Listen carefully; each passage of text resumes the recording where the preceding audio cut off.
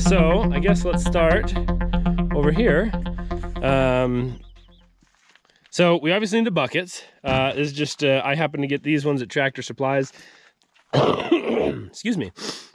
That's the only thing I bought. I had a few buckets, but I needed a bunch of them, so I went out and bought them. Tractor Supply ended up being the cheapest that I could find in my area. It was cheaper than Lowe's, Home Depot, Ace, all those things. So if you got a Tractor Supply, maybe check them out.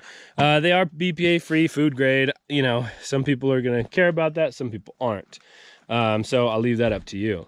I got a couple different types of saws that I'm going to use. I got the little miter saw, and I have a reciprocating saw, and I'll show you and tell you why I'm using both of those here in a minute. Got a drill with a drill bit, some scissors for the landscape fabric, some marking utensils of sort. I happen to have Sharpies here to mark things out. Tape measure, landscaping fabric, and some soil to put in it.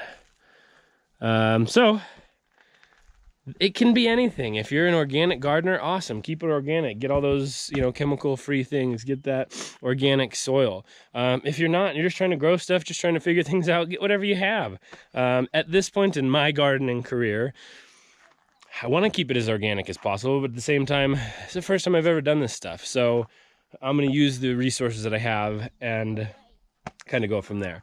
So the buckets I bought, the tools I already had, the drainage pipe I already had. I had that for another project that I never got around to. So I'm going to use it for this. The PVC, oh, that's the other thing. You need your drainage pipe. So this is like, I guess it's called like French drain pipe. If you were going to run a French drain, this is the type of pipe that you would use. The bigger, the more water you'll hold in the bottom of your reservoir here.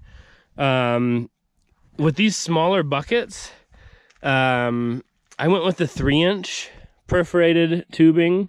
With the bigger beds, a lot of people will use the 6-inch, which, like I said, allows you more water. But I think these will work for these little beds.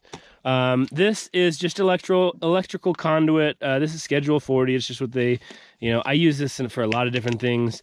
So I always have some left over. But yeah, this is 3/4 inch. The thicker, the better. It might be easier to pour in.